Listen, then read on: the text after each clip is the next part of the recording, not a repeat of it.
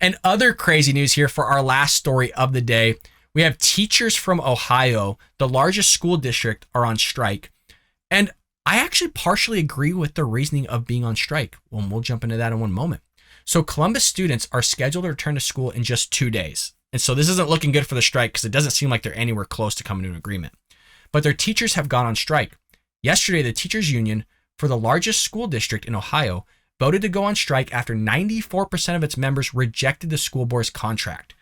That's almost everybody, okay? So they're all on board here with what's taking place. The teachers began picketing outside the district's 20 schools on Monday morning. The Columbus Board of Education stated that because of the strike, students would start online remote learning with full-time substitutes in the meantime, meaning there ain't much learning that's going to be taking place, let's be honest. The teachers union, the Columbus Education Association, filed an official notice on August 10th to the Columbus Board of Education stating that an agreement had to be reached within 10 days. After the union filed the intent to strike notice, CEA spokesperson Regina Fuentes said, CEA has consistently maintained that we are fighting not just for CEA members, but for our students and community. This is why CEA will continue that fight until a fair agreement is reached for the schools Columbus students deserve.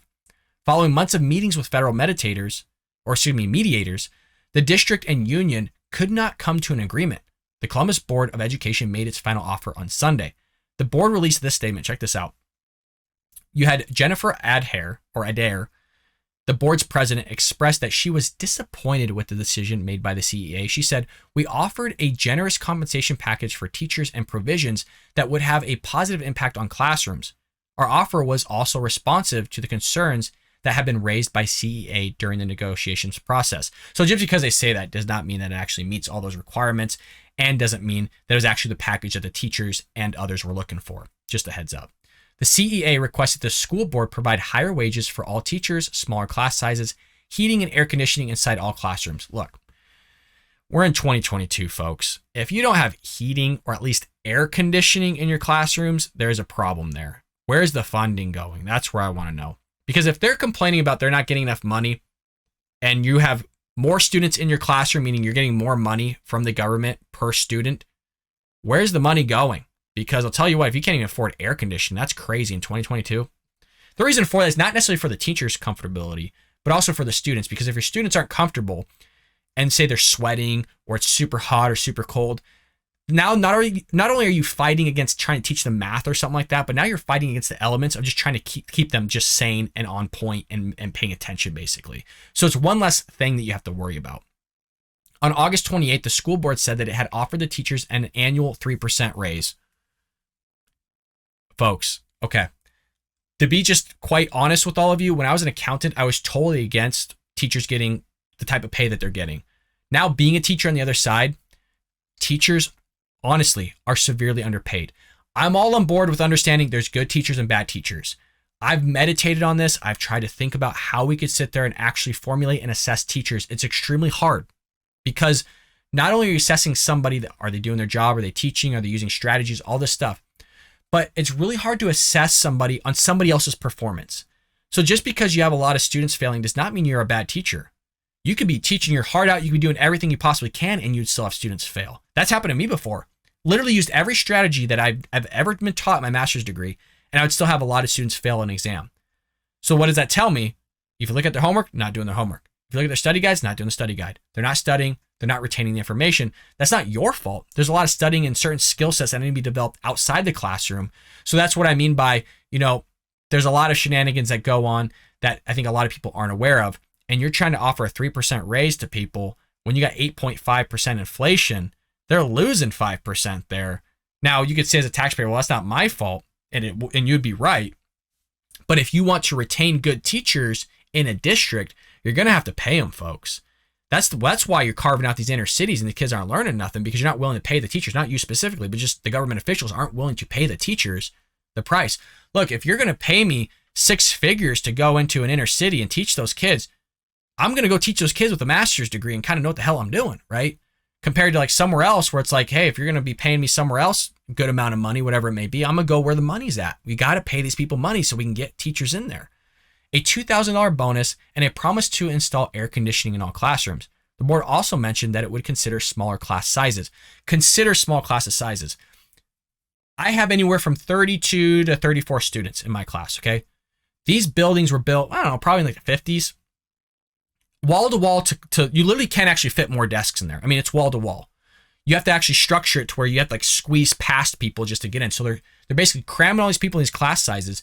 To give you an idea, traditional class sizes are supposed to be anywhere from 12 to 15 students. That's supposed to be where classes are at. So we've over doubled class sizes in everybody's classroom. So not only are you paying teachers less, not only are they losing money every year, not only are you not even giving them air conditioning and the students themselves, but you're not even considering smaller class sizes. So the education system's really just falling apart here. It needs to be restructured. It needs to be refigured out because you're putting a lot of stress on just an individual that's supposed to care for 34 people. Sometimes it's even more than that, folks. And it's just, it's honestly, you're setting them up for failure because it's really hard to reach 34 people in a single class. I mean, I have to sit there and actually speed walk around my classroom to try and meet and help with every individual student that I can. You're not going to meet with everybody. It's almost impossible every class. The CEA stated that it is it's not content with the language in the contract regarding air conditioning for classrooms. Fuentes stated, it is with a full understanding of the sacrifices that students, parents, and teachers will make together to win the schools Columbus students deserve that CEA members overwhelmingly rejected the board's last, best, and final offer tonight and voted to strike. Now, what a lot of people will do, and most of this is from the progressive left, and I'm curious to see if there's any conservative Republicans to do this, but everybody always goes, oh, the students, the kids.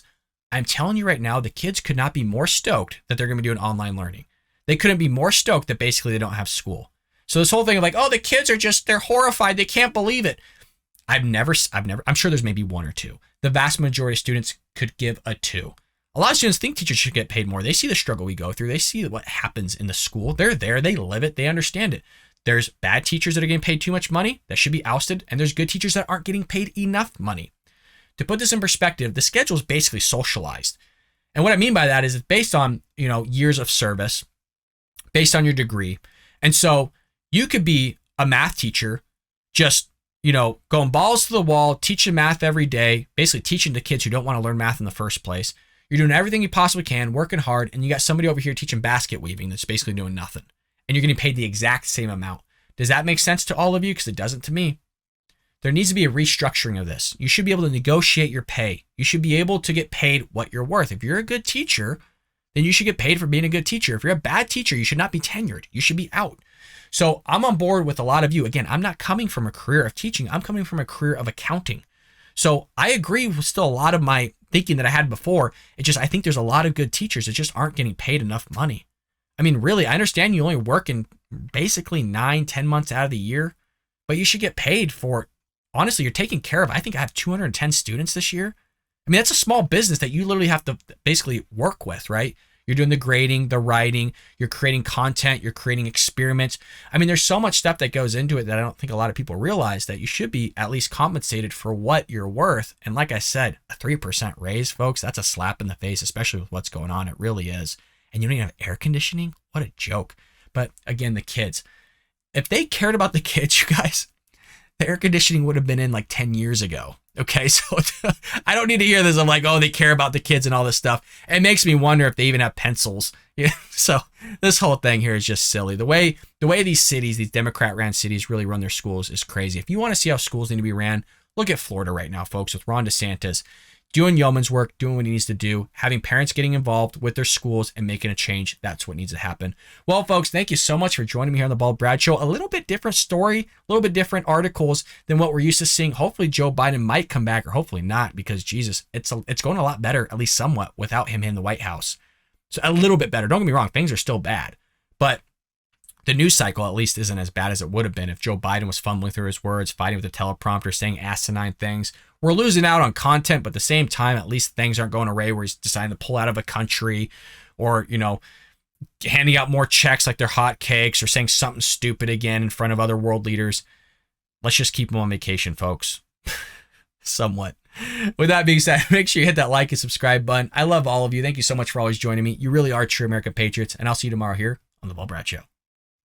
I hope you enjoyed that clip from The Bald Brad Show. If you did, make sure to hit that subscribe button so you can stay up to date on all our future content.